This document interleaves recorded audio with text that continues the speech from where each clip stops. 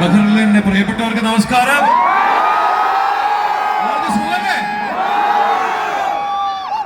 വലിയ സന്തോഷം. കാരണം നിങ്ങളുടെയൊക്കെ ഒരുപാട് വിലയേറിയ സമയം മാറ്റിവെച്ച് ഞങ്ങൾ വന്നപ്പോ ഇത്രയധികം വലിയൊരു സ്വീകരണമാണ് നിങ്ങൾ ഞങ്ങൾക്ക് തന്നത്.